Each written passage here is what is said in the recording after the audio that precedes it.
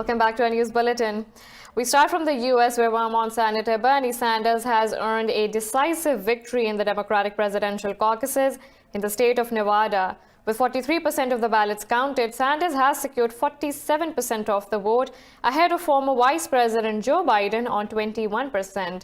Former Indiana Mayor Pete Buttigieg trailed behind at 14%, while Senators Elizabeth Warren and Amy Klobuchar posted single digits. Primaries in South Carolina will be held on February 29th, followed by Super Tuesday on March 3rd. Sanders claimed victory at a campaign rally in Texas that is one of the 14 states voting for Super Tuesday.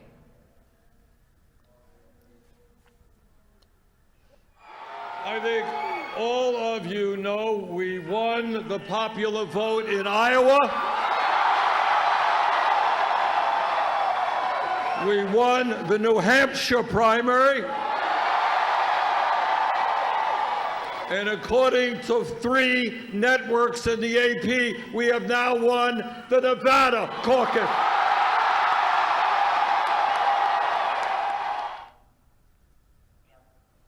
Nevada offers 36 delegates and 12 Super League delegates, automatically entering the Democratic National Convention to be held later this year. Moving on, the U.S. says Russia-linked social media accounts are spreading conspiracy theories about the new coronavirus. U.S. Assistant Secretary of State for Europe and Eurasia, Philip Rieker, said the disinformation campaign is disrupting global efforts to fight the epidemic.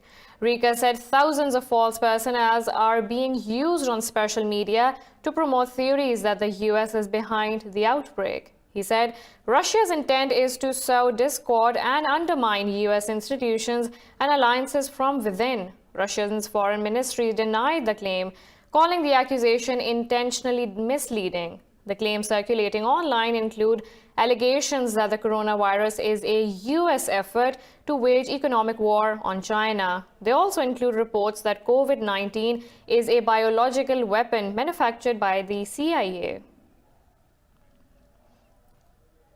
96 people have died in the last 24 hours from the new coronavirus in China, increasing the death toll to 2,441. The National Health Commission says over 640 have been confirmed as infected, bringing the total number to over 77,000. This report has details. Although there has been a decline in coronavirus cases in China, the number of infections in other countries has been rising. Iran has closed schools, universities, and cultural centers in more than a dozen affected provinces to contain the outbreak. Italy has imposed strict lockdown in outbreak hotspots as the number of confirmed infections rose to 79. In zones considered hotspots, neither entry nor exit will be authorized without special permission.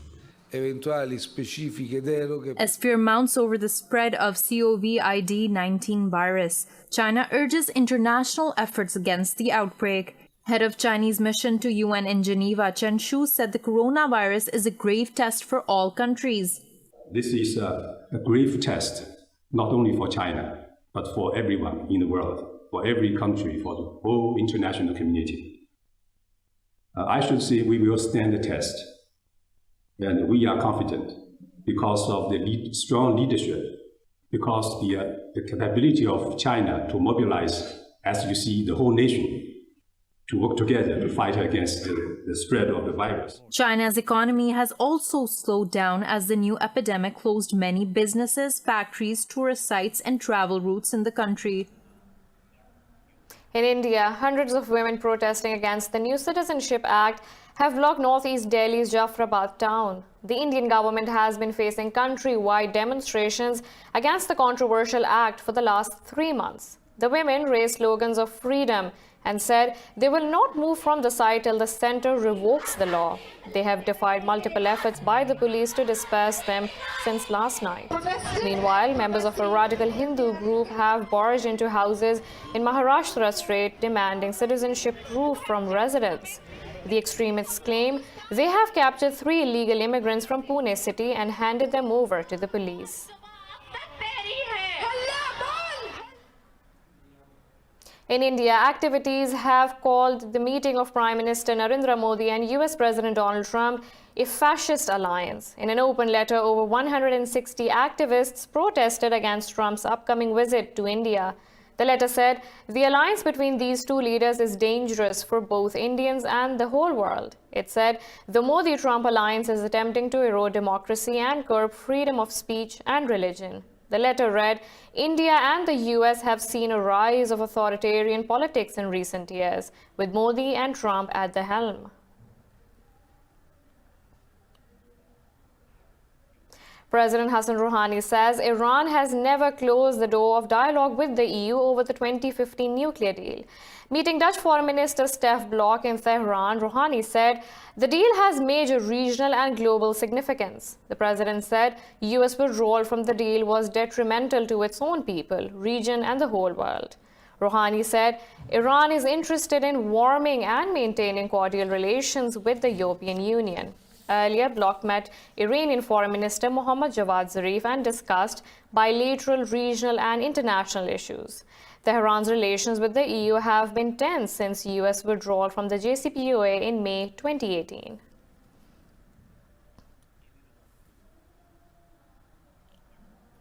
The conservative allies of Supreme Leader Ayatollah Ali Khamenei in Iran have made early gains as counting is underway for parliamentary elections. Over 7,000 candidates are contesting 290 seats across 31 provinces. In a report, State TV said 42 seats of the parliament have been won outright by candidates. The report also announced the names of leading candidates in Tehran's 30 parliamentary seats, which are conservatives. Earlier, the Interior Ministry said the final result of small constituencies and voter turnout will be announced by evening. The ministry said the final result will be approved by the 12-member Guardian Council next week. It added the approved results will be released about 2 weeks later. Some prominent pro-reform politicians and activists have called for the elections to be boycotted. UN Chief Antonio Guterres has urged the Security Council to authorize a new passage point for humanitarian aid to reach northeast Syria. In a report, Guterres said the transit point should be made on the Turkish border to supply medical aid to Idlib. Guterres said, from a security and logistical perspective, the Tal Abyad border crossing will be the most feasible option. The Secretary General said 2 other passage points on the Iraqi border were studied but lacked logistical capacity. Earlier in January, Western members of the UNSC called on Guterres to provide new options. This came after the Council, under pressure from Russia, reduced the number of authorized border crossings. Libya's Interior Minister Fathi Bazega says the government will not set obstacles for the US if it wants to establish military bases in the country. Bashaga said Russia was in the war-torn country for its strategic interests in Africa and not for Libyan National Army Commander Khalifa Haftar. The Interior Ministry said Americans' presence in the country will contribute to stability. Earlier on Friday, LNA Chief Khalifa Haftar said he was ready for a conditional ceasefire in Tripoli. Libya has been torn by a raging civil war between the Government of National Accord and the Libyan National Army. In Algeria, tens of thousands of people have taken to the streets of capital Algiers to mark the first anniversary of protests that ousted ex-President Abdelaziz Bouteflika. Scores of Algerians demanded the removal of Bouteflika's allies and more steps towards democracy. They chanted slogans against President Abdelmadjid Tebboune. Police fired water cannon to disperse the demonstrators. The government has cancelled all trains to the capital to keep the number of demonstrators down. The protesters want transparent elections and a president who represents people. Nearly 2,500 protesters have been arrested over the past year, and hundreds are still in custody, waiting for trial. In South Sudan, rebel leader Riek Machar has been sworn in as the country's first vice president. This comes after President Salva Kiir and Machar agreed to form a unity government as part of a 2018 peace deal on Thursday. The two rivals will be attempting to govern for the third time since the country's independence in 2011. South Sudan's conflict broke out in 2013 after a dispute between Kiir and Machar over the number of states in the country. The fighting has left some 380,000 people dead and forced 4 million to flee their homes.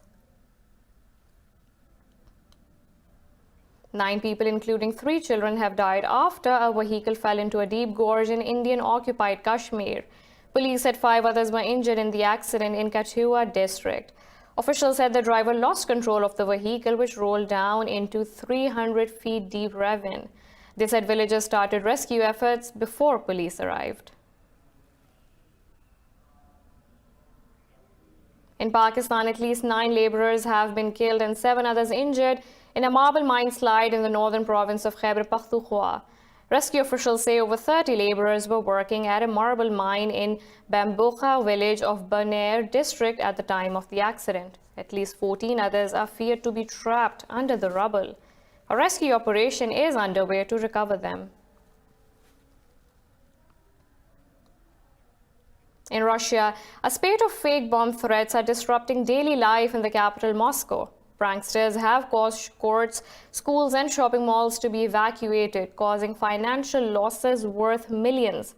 But authorities remain clueless about the people behind the prank calls. This report will now tell you more. Hoaxes about planted bombs have occurred in several Russian cities, but the capital Moscow is the most affected. According to reports, the city of 16 million people has to deal with hundreds of phony threats a day. In the last couple of months alone, nearly 2 million people have been evacuated from buildings in the capital.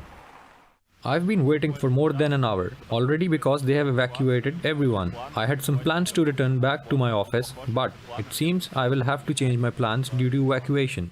The threats are always issued in the same way. A slew of emails are sent from encrypted providers to several organizations and companies. Evacuations took place for about a month and a half at the end of last year in December and late November. It is very difficult to count, but on average it took place several times a week and sometimes several times a day. One local resident says her daughter's school was evacuated several times a day throughout December. This completely disrupts academic life as students' lessons are cancelled or postponed repeatedly. There was a lot of hustle and bustle in the changing rooms because they are small and there are lots of classes. You had to hurry to get dressed and go out on the street without getting lost. Earlier this month, 1,500 locations were affected in a single day, including the Central Church, 30 courts, 150 educational institutions, and over 230 metro stations were affected, as well as swimming pools, shopping centers, and clinics. The upheaval this created has cost Russia millions of dollars, but the culprits remain at large, with experts suggesting authorities are at an impasse. If we talked about it on state channels, the lack of confidence would be even greater towards the government. Everyone would start saying that the government can do nothing and that is helpless. And this story showed that the state was completely helpless. Officials admit blocking these encrypted emails achieves little. Russian security expert Valery Shiryayev says there is no real answer to this new weapon, which sows panic among communities and robs the state of revenue. The crisis, along with similar phenomena the world over, goes to show technology has advanced faster than governments can handle. We have a lot more coming up right after this short break, so stay tuned.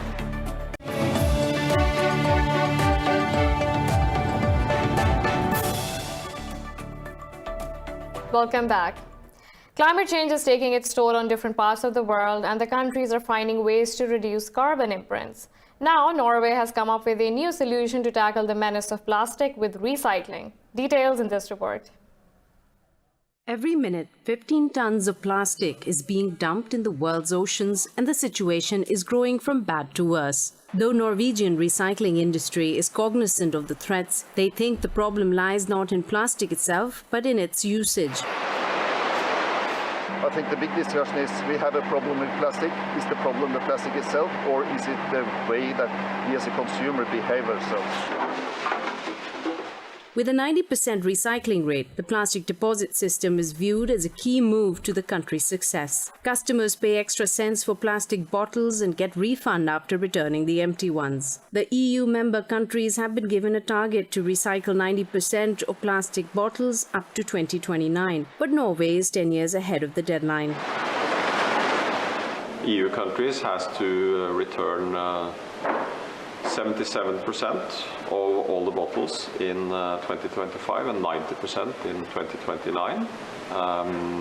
And we believe that the only way to achieve that is through deposit systems. More than 1 billion plastic bottles and aluminum cans were returned in the country in 2018. Everything which can be returned, I return. I collect everything and I take it to the deposit machine when my bag is full. Norwegians think people need to work out to keep plastic out of nature.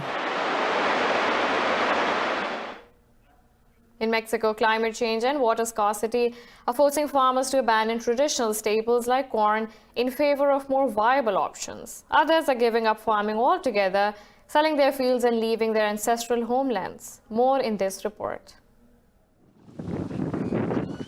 Corn has been a symbol of Mexican pride for centuries and formed the backbone of the civilization that gave rise to this country. But its future is now in doubt as climate change and endless droughts transform the Mexican landscape. We didn't get the rain that was supposed to fall in June, July, August or September. And that's what we see now. The maize didn't grow because there was no water. Mexico is one of the countries most vulnerable to climate change in the Americas. In Puebla state, which is known as the Mexican cradle of corn, cultivation has plummeted by 18%. We have seen the flora and fauna has changed and there are longer periods of drought and higher temperatures. During winter, the drops in temperature are harsher and all that has consequences on the agricultural sector in the region. Farmers are now turning to less water-intensive crops like pistachio or cactus. Others are selling their fields to real estate developers and looking for other ways to make a living. This phenomenon threatens the country's food supply and is likely to drive up prices of basic essentials. More in climate-related news, we now go to South Africa, where extreme drought is killing livestock animals across the northern Kalahari. The arid climate is hitting farming and the tourism industry. Forced to interrupt their work, farmers and hoteliers alike desperately wait for rain. This report has more. More than 1,000 animals have died on this Northern Cape game farm over the last few months, as South Africa's entire Kalahari region is being crippled by one of the worst droughts locals have ever seen. We are trying to go on as we are at the moment, but it's only going to be so long before all our resources are out and we don't have any money left to do what we do. Turu Lodge, like so many others in the area, is heavily reliant on international hunters to keep the business afloat, but recently none have arrived. A few kilometers away, lifelong commercial farmer Johan Steenkamp admits he can't keep going on like this past March. Our animals are really suffering. We have lost many animals. At this stage, I have between 30 and 40% of my herd left. Everything else either died or we had them slaughtered. Even as the region enters its much-anticipated rainy season, the farms and their animals will need more than a year to recover, and many simply don't have that long.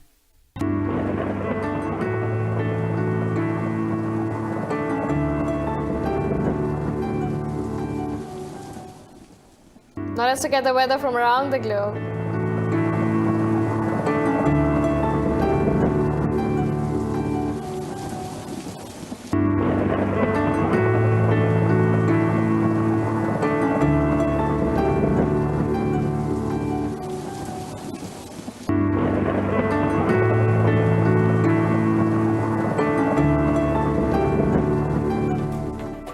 This is all for now. For the latest updates, you can follow us on social media at indus.news.